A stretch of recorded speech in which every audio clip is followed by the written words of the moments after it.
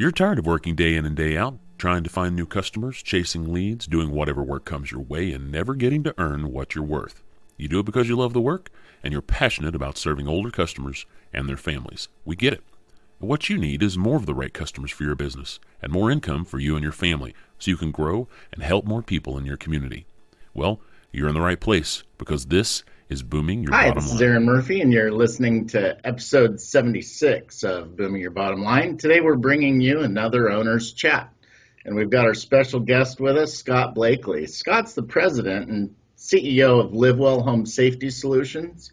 He has over 22 years in consumer durable and home care goods sales and marketing across retail, wholesale, and commercial distribution channels. Using his extensive executive team experience, he created Livewell Home Safety Solutions and the Grabcessories product line. He has patented a wall mounting system that is a game changer for this industry in terms of how grab bars are mounted. Scott is a CAPS, Certified Aging in Place Specialist, has spoken at the MedTrade National Conference on home safety, bath safety, and fall prevention. Scott's known as the thought leader in the industry when it comes to combining fashion and optimal functionality into home safety products. And we are super stoked to have Scott with us. Scott, thanks for being here today. Well, thank you for having me, Mark and Aaron. And I just want to say at the beginning, what you guys are doing for the industry with these podcasts and how you serve the industry and the senior community is outstanding. And I love it. And I'm happy to be part of this. Thank you, Scott. We appreciate that. And we do appreciate you taking the time with us today. So what we're focused on is giving our listeners some really great information about the aging boomer market, specifically your mission, perspective, and insight as a leader.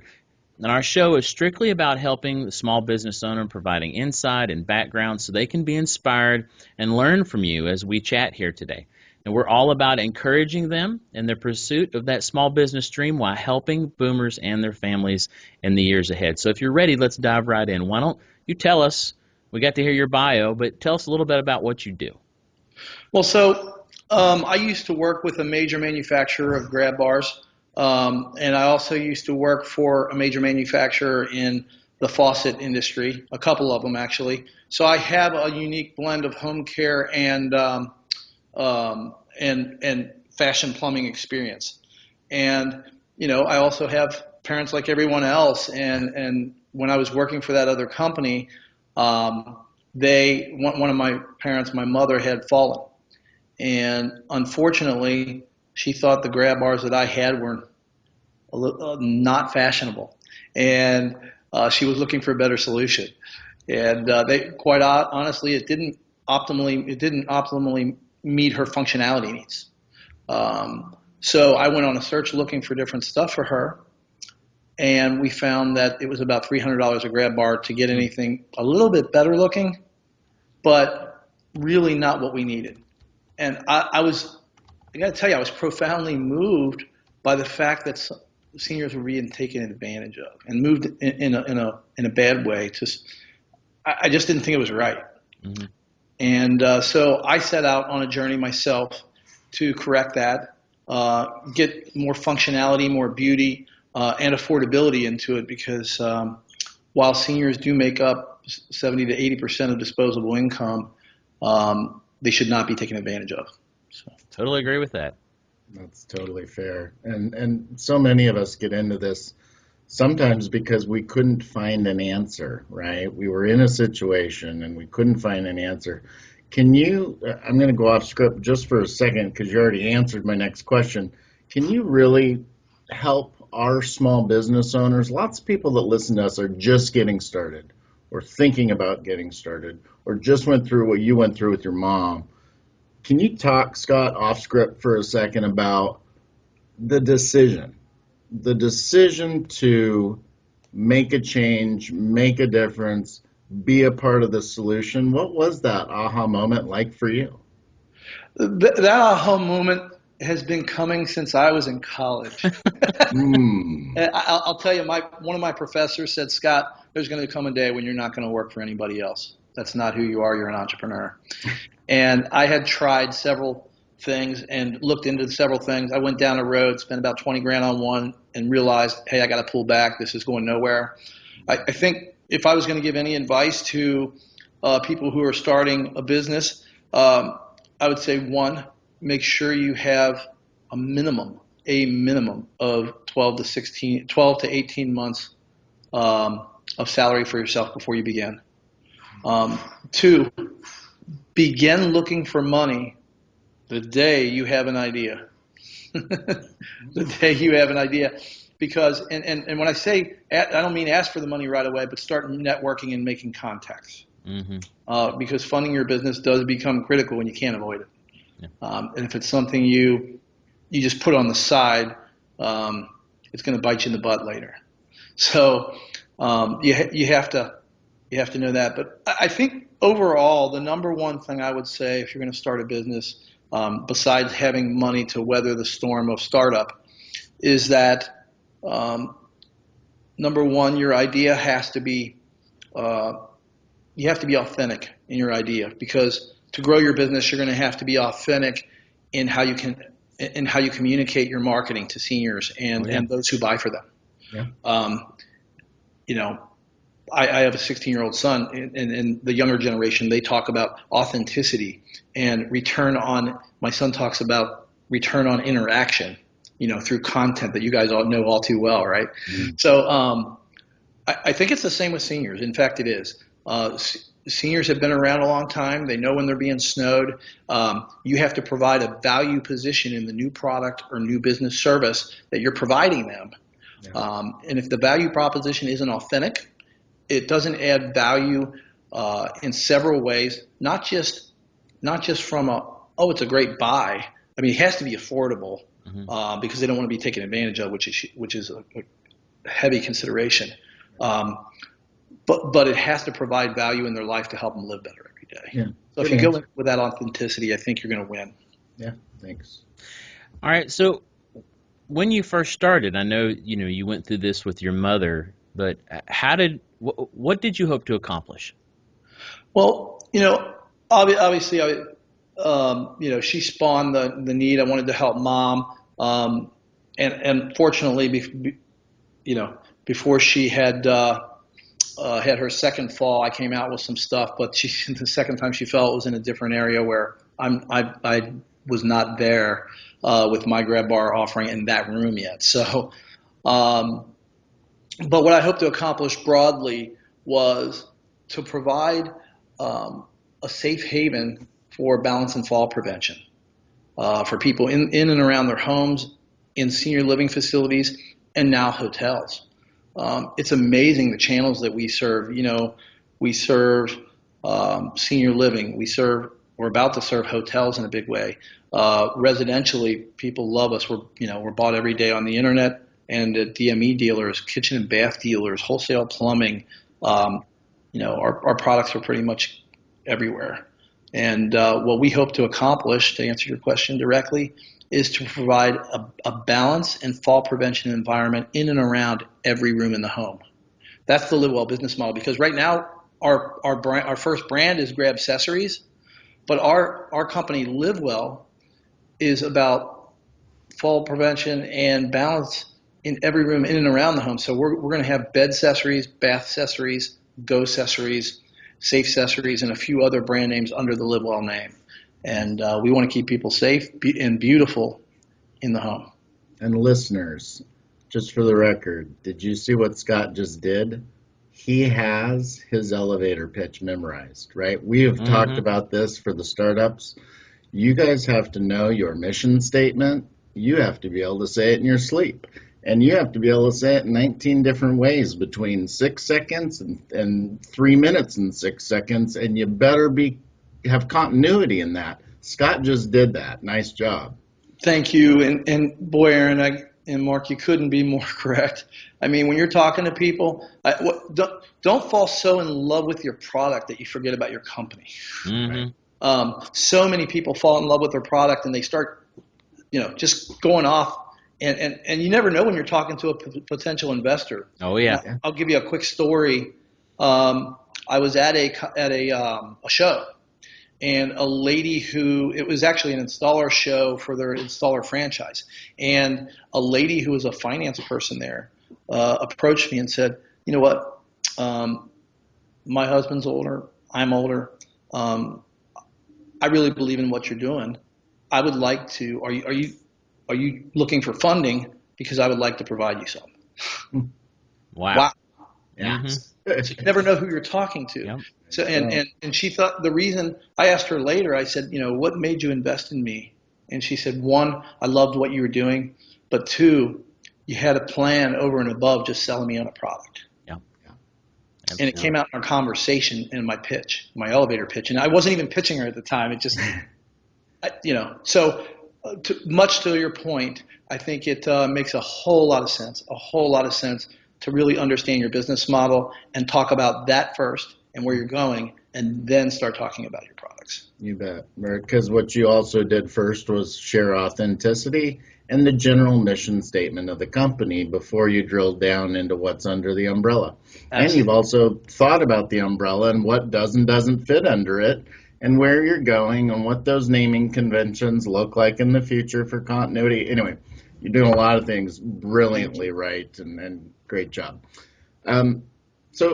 You talk about the mission and the passion, and give us a story about something you've witnessed while you've done your work that really kind of had an impact on you. And well, there's quite a few now. I've been doing this for a few years, and I think the most moving thing that's happened to me is, we went to a senior facility, and I've now went to when they sell residents in the facilities, and I've also went to when residents when we're installing, because I want to see, the whole 9 yards of what happens. And a couple of things that moved me time and time again were when we go into the facility, and I had one particular lady, Ella, who was 94 years old, and she came up and she had tears in her eyes, right? And I said, why the tears? And she said, are you the sales guy for this? I just said yes. And she said, I just want to thank you. You've made my life complete. And I went, what? Whoa. And she said, you don't understand. I don't bathe but once every 3 weeks because I'm afraid. Oh my gosh. So I don't think people understand the impact sometimes, and I was talking with a senior living construction general contractor yesterday, and they actually are the owner of the senior living buildings they put up, but they're also a construction company and they build their own. And we were going through the motions of, I was telling him where things should be placed and so forth, and he said, well, this should be placed here, right? And because they can just go over here and do this. And I said, well, think about it. They're 75 to 95. Some of them can't just go over here and do this. Yeah. So what you might want to do is this. And my point in saying that is that we take for granted the movement that we can achieve every day, right? Oh yeah. And so as a business owner and an entrepreneur and somebody coming up with new ideas, you have to think like your customer, like the end user. You can think a little bit like the person purchasing for the end user, but remember, they still don't know, for this age group, everything about the end user because they take it for granted too. Not intentionally, but sometimes I think my dad can achieve more than he can at 84, and he reminds me, I can't do that. So it's important to think about your end user. Agreed. Well, sometimes small business owners struggle, right? Much like I'm sure you have at one point in time or another, to keep business coming in so they can keep using their gifts to help others. What would you tell those that are there right now and wondering if it's worth it? Well, I think there's a few scenarios you got to look at, and I'm going to look down for a second because I did make a couple of notes I think are important. There are different stages of a startup, and I call it 6 different stages. There's pre-revenue and post-revenue. There's pre-profit and post-profit, and then there's sustainable post-profit in which you can pay yourself, or there's pre-sustainability and then there's post-sustainability. And I think all those are very, very important. But there's a struggle to get to each plateau. And I will tell you, pre-revenue is probably the most difficult, because everybody says, "Oh, great idea." If you have a great idea and you're going down a path, once you've vetted that and you've done your research and you have everything. And by the way, you have to do research and you have to vet it out, and you might not like what you hear, so you're going to have to change something, but that's okay. But when you do that pre-revenue stage, people are going to love you and support you, but they're not going to throw money at you because you don't have anything yet. And it's very important to remember that you don't have anything in the pre-revenue stage, because people are going to tell you that and remind you all day long. So you keep fighting through it. You keep fighting through it, and then you bring out your product, and then you go, "Oh, I can't afford inventory."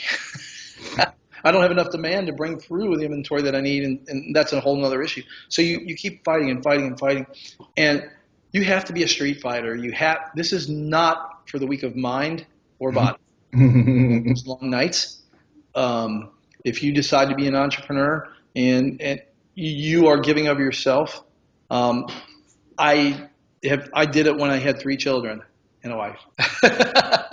So. You have to have family support, or that makes it more difficult.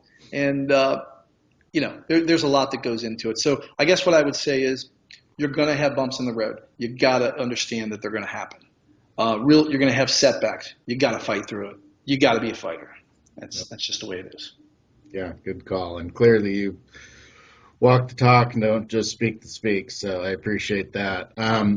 Scott, what have you done for yourself? And again, thinking about who our listener is, most of them might be service, not necessarily product like you, but Sure. What have you done to sharpen your focus or help you run a better business? What has helped you get from plateau to plateau, or get some free time back, or reach the next level of income, or whatever that might be? What have you done for yourself? Well, one of the things I think is important is you got to give back a little as you go along. Even when you're, so how can I give back? I don't have any profit yet. We might be in that stage. Just take a day and go to a senior living center and contribute. Go to a food bank. Do something to rejuvenate yourself spiritually. I think that's one thing that's important. Go golfing. Do something for yourself if you're a golfer. Whatever it is you do, read a lot. Read a lot and network a lot. One of the things I pride myself on is I try to network as much as possible, and network with folks who have the same spirit and mission as I do. Very important. Yeah, absolutely. There's all kinds of people to network out there with. Then there's all kinds of the right people to network with. And when, it's like when I put my son in a high school, I wanted to put him in a culture where the culture was all for one and one for all, right? And we found that in his high school. And it's a beautiful thing. He's got a lot of friends. He's going to have lifelong relationships. It's no different with being in a business, right? You want to create lifelong relationships that are sustainable. And so that's what I try to do. So to answer your question, one, I think you got to find the free time of something away from what you do. For me, that's golf, although I will tell you I haven't been very selfish and I haven't got out enough. And there's no time right now. Secondly, I think you need to network within your industry with other like people that keep your spirit and your motivation going. Get rid of your detractors, because you're going to have them. Somebody's going to say your idea sucks. Or think it's of minimal opportunity. I was very, very fortunate. I didn't have a whole lot of that. In fact, I don't think anybody said my idea sucked, because they knew the growing population. I was fortunate to come up with a patented innovation in the mounting system, and just things worked. But once I had that, it just worked. So I was very lucky. All right. So what's on the horizon for you or your company that's exciting? Yeah, well, right now we're doing a few things that are exciting. And let this be a lesson for others. I didn't try to raise enough money earlier. So now we've grown the business, and we're scaling. We're in a great place right now. Our senior living business is off the charts. Excellent. That requires more inventory, more money, more everything, more people. I need to scale the business, so we're doing a raise right now, which is pretty exciting. It's the first one I've ever really went through. We did the friends and family thing. We've been able to sustain the business the way we are, but people love our stuff, and we're doing great things. And to accent what you said, we're coming out with new products, and also a new channel that's opened up for us is hotels. So the business and casual traveler. Everybody's aging, right? So those are business and casual travelers, and you've got 400, an average of, 150 to, depending on where you are. If it's in Vegas, the average hotel room in a hotel is 2,000, but the rest of the country's around 150 to 400. So we've got all those folks aging, and if you walk into a hotel today, there's not a whole lot of fall prevention. Yep, that's for sure. Handicap bathrooms. So that's a good thing for us. We've landed a great deal with a big distributor to 36,000 long-term care facilities and assisted living facilities across America. So we've got a lot of business scaling going. That's the most exciting thing. I think over and above that, the very most exciting thing for us is the fact that we are preventing serious injury, saving lives every single day. Every single day. And let me add to that, I talked about a 94-year-old lady earlier. I was at the National Association of Home Builders show locally here in Ohio, down in Akron, Ohio. And I had a 45-year-old lady come up to me, pretty young. She went to tears. And I remember asking her why, and she goes, if I would have had what you're showing here in this model, because we built like a bathroom at the show. If I would have had this in my bathroom, I wouldn't be in the pain I'm in every single day today because I fell in the bathroom because I didn't think I needed grab bars. Wow. So, that's the exciting thing about what we're doing. I mean, our system actually reduces falls 35 to 50% in the bathroom versus the regular grab bars people just slap up.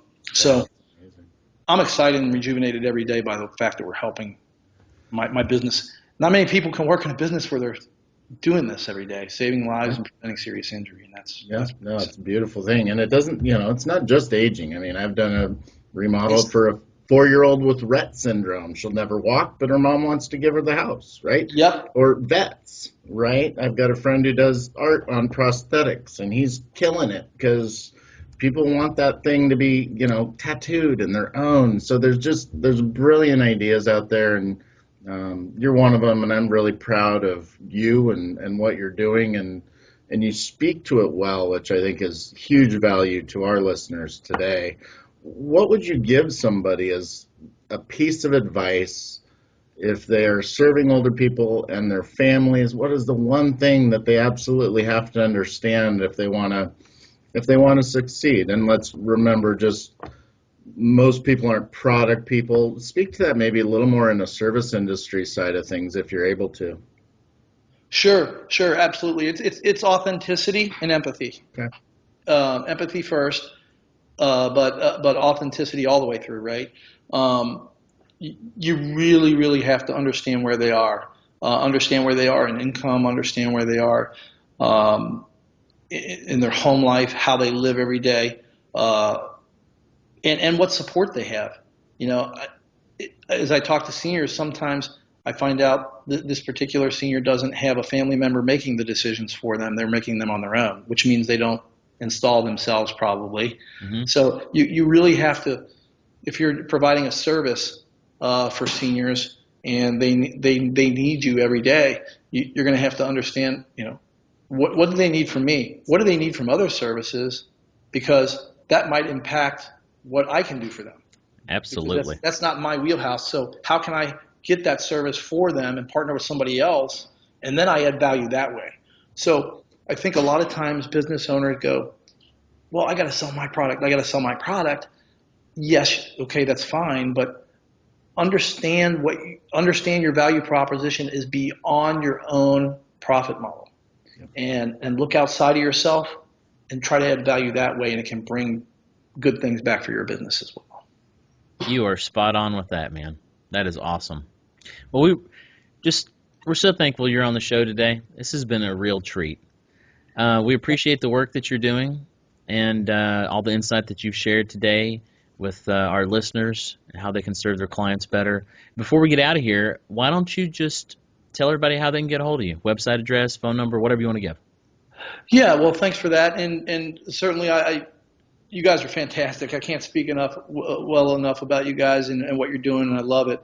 You can reach us if you want to email us. It's info at grabcessories.com, info@grabcessories.com, or you can go to www.grabcessories.com. Our products are sold on the internet. We do it on our website, but we also sell on HomeDepot.com, ATGstores.com, and we have commercial resellers and so forth. And we would love to help you. You know, if you call our office and you need to know where to place things, we try to help that way. And we try to be of service to anybody in any way we can. If you need to locate an installer, we'll try to help you out with that as well and get you taken care of. Excellent. Very cool. Awesome. Scott, I'm going to put one little bug in your area. I'm sure you've already thought of it. Cruise ships. Wow, you know what? That's cool. You just blew his mind. Well, here's the whole thing, right, is that your patenting is about anchoring just in the wall, so it really doesn't matter what the substrate is. And so you want to talk about fake walls, think about the inside walls on a cruise ship. It's all fake. You're not kidding. Think about the user, too. So anyway, I'm going to leave you with that. You won't sleep tonight. Okay. Well, yeah, but I am glad you brought up the anchoring system. I forgot to mention. Yeah, please do. It's really cool that we're able to do that in those kind of walls. I mean, we hold 500 pounds in hollow walls without hitting a stud. Right. Because of our anchoring system, and certainly cruise ships are an opportunity. So thanks for that. You bet. Well, Scott, it was a pleasure having you here today. Guys, before we get out of here, I just want to mention that you do need to be on the lookout early next week with us at BYBL. We're doing a brand new training for remodelers, OTs, PTs, anybody involved in doing home mods for older consumers. It's the first in a series of trainings, and it's called Home Mods and Hurdles. And this first one is going to be focused on you learning how to talk about what you do and how to overcome objections. So stay tuned in the Facebook group with us, or Twitter, or sign up for the newsletter on our website if you haven't already. We'll be making that announcement in a bit. We hope you enjoyed our show here with Scott. He's an amazing guy doing beautiful work and an awesome mission. And I hope you're leaving with some ideas that will help you do what you're doing better. Because our goal for everybody across the U.S. and the world abroad is that what you do can help more people and help you earn an income for your family. So Thanks for listening. Until next time, be well, be bold, and boom your bottom line.